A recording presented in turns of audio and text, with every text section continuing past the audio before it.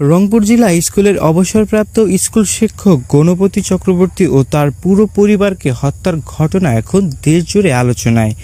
গণপতি চক্রবর্তীর মেয়ে আগামী চক্রবর্তী কারমাইকেল কলেজ থেকে মাস্টার্স সম্পূর্ণ করেছিলেন। শীঘ্রই জগন্নাথ বিশ্ববিদ্যালয় থেকে পাশ করা অদিত করের সঙ্গে তার বিয়ে হওয়ার কথা ছিল। তারিখ চূড়ান্তও করা হয়েছিল। দুই পরিবারের মধ্যে বিয়ের প্রস্তুতি শুরু হয়ে গিয়েছিল, কিন্তু আগামী চক্রবর্তী পরিবারের অন্য সদস্যদের সঙ্গে নির্মমভাবে মারা গেলেন। অদিতের এক বন্ধু জানিয়েছেন, আগামী চক্রবর্তী ও অদিতের বিয়ে চূড়ান্ত হয়ে গিয়েছিল।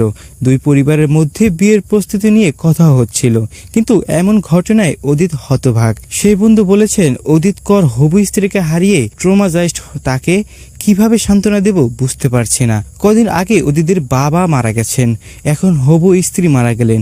এদিকে অদিত কর নিজের ফেসবুক হ্যান্ডেলে আগামীর সঙ্গে একটি ছবি পোস্ট করে লিখেছিলেন, আমার জীবনের শেষ সম্বলটাও হারিয়ে গেল। এটা বুধবারের ছবি। খুব করে বলল সেদিন, আমরা তো কখনো কাপল পিক তুলি নাই, চলো আজকে তুলি। চিন্তা করো না আগামী, আমি তোমার সাথে ছিলাম, আছি, থাকবো। আপনারা কি মনে করছেন এই ঘটনাকে ঘিরে? আপনাদের মতামত কি রয়েছে এই বাস্তবতার কঠিন, নির্মম, নির্দয়াময় ঘটনাকে জুড়ে? আপনার মতামতটি অবশ্যই কমেন্ট করতে পারেন আমাদের কমেন্ট বক্সে। আর ভিডিওটি ভালো লাগলে অবশ্যই একটি লাইক দিয়ে যাবেন।